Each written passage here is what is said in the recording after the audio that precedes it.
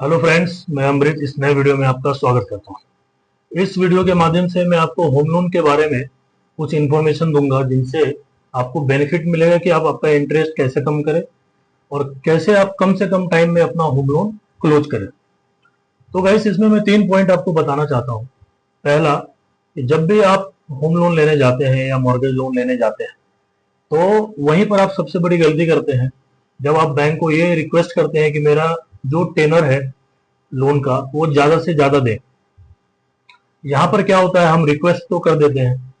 Problem होता है कि जब भी हम लोन में ईएमआई पे करते हैं लंबे टाइम के लिए, तो हमें पता चलता है कि हम जो लोन लिए हैं उसका 2.5% ज्यादा।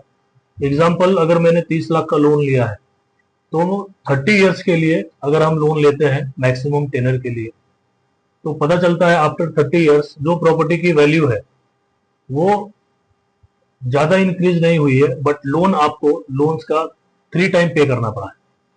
आपने 30 लाख का लोन निकाला, तकरीबन 75 से 80 लाख आपको पे करने पड़ते हैं आफ्टर 30 इयर्स। तो इसमें हम कैसे बेनिफिट ले? तो फर्स्ट पॉइंट में आपको क्या करना है कि जो भी आप ईएमआई भर रहे हैं उसका एक ईएमआई एडिशनल एवरी ईयर आप पे करें। इस वीडियो के माध्यम से मैं आपको होम लोन के बारे में कुछ इन्फॉर्मेशन दूंगा जिनसे आपको बेनिफिट मिलेगा कि आप आपका इंटरेस्ट कैसे कम करें और कैसे आप कम से कम टाइम में अपना होम लोन क्लोज करें। तो गाइस, इसमें मैं 3 पॉइंट आपको बताना चाहता हूँ। पहला, कि जब भी आप होम लोन लेने जाते हैं या मॉर्गेज लोन लेने जाते हैं तो वहीं पर आप सबसे बड़ी गलती करते हैं जब आप बैंक को ये रिक्वेस्ट करते हैं कि मेरा जो टेनर है लोन का वो ज्यादा से ज्यादा दें। यहाँ पर क्या होता है, हम रिक्वेस्ट तो कर देते हैं। प्रॉब्लम होता है कि जब भी हम लोन में ईएमआई पे करते हैं लंबे टाइम के लिए, तो हमें पता चलता है कि हम जो लोन लिए हैं उसका 2.5% ज्यादा। एग्जाम्पल, अगर मैंने 30 लाख का लोन लिया है तो 30 इयर्स के लिए अगर हम लोन लेते हैं मैक्सिमम टेनर के लिए, तो पता चलता है आफ्टर 30 इयर्स जो प्रॉपर्टी की वैल्यू है वो ज्यादा इंक्रीज नहीं हुई है, बट लोन आपको लोन्स का 3 टाइम पे करना पड़ा है। आपने 30 लाख का लोन निकाला, तकरीबन 75 से 80 लाख आपको पे करने पड़ते हैं आफ्टर 30 इयर्स। तो इसमें हम कैसे बेनिफिट ले? तो फर्स्ट पॉइंट में आपको क्या करना है कि जो भी आप ईएमआई भर रहे हैं उसका एक ईएमआई एडिशनल एवरी ईयर आप पे करें। यानी 24,000 रुपए साल में एक्स्ट्रा पे करना है, यानी कि 13 ईएमआई पे करना है। इससे क्या होगा, इजी वे में आप देखेंगे कि जब आप लोन क्लोज करने जाएंगे तो पता चलेगा कि आपका 30 इयर्स की जगह 25 इयर्स में ही आपका लोन क्लोज हो गया और आप कम इंटरेस्ट बैंक को पे कर रहे हैं।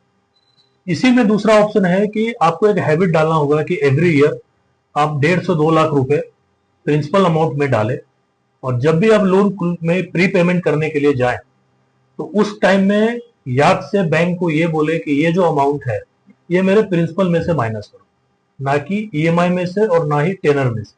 बैंक आपको ऑफर करेगी कि आप टेनर कम कर लो या फिर ईएमआई कम कर लो, तो ऐसा गलती से भी ना करें। इससे आपको नुकसान होगा और आपको फिर से वो पैसा पे करने का कोई बेनिफिट नहीं मिलेगा। आपको क्या करना है, जब भी आप प्री पेमेंट करेंगे तो बैंक को आपको रिक्वेस्ट करना है कि ये अमाउंट मेरे प्रिंसिपल अमाउंट में से माइनस करो। बाद में आप देखेंगे कैलकुलेशन के अकॉर्डिंग, ये वीडियो में मैं अटैच कर दूंगा, कि वो पैसे कम करने से आपको मिनिमम टेनर में आपका लोन क्लोज हो जाएगा।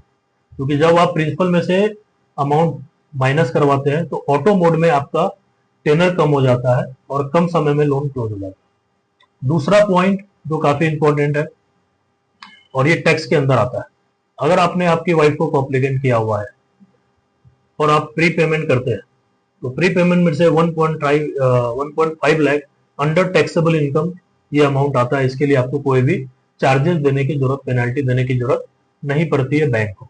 साथ ही अगर आप इंटरेस्ट में से अमाउंट कम करना चाहते हैं तो आप 2 लाख रुपीज इंटरेस्ट में से कम कर सकते हैं।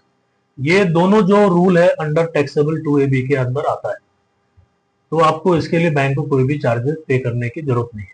और इसमें इंपॉर्टेंट बात यह है कि ये जो इनकम है आप दोनों इंडिविजुअली अपने टैक्स में क्लेम कर सकते हैं।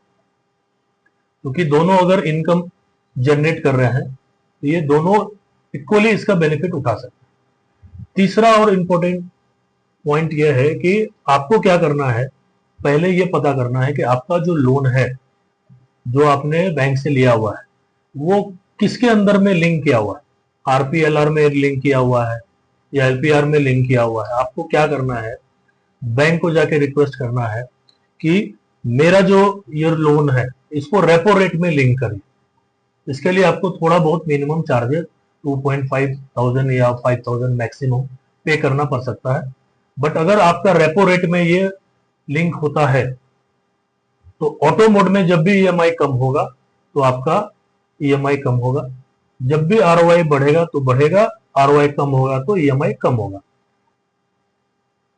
तो बैंक जब भी आरबीआई के गाइडलाइंस के अंदर में आरओआई कम करेगी, रेट ऑफ इंटरेस्ट कम करेगी, तो ऑटो मोड में आपका इंटरेस्ट कम होगा, जब बढ़ेगा तो बढ़ेगा। इससे आपको डायरेक्ट बेनिफिट मिलेगा, इससे जो है आपको डायरेक्ट बेनिफिट मिलेगा, ये हमेशा ध्यान रखें।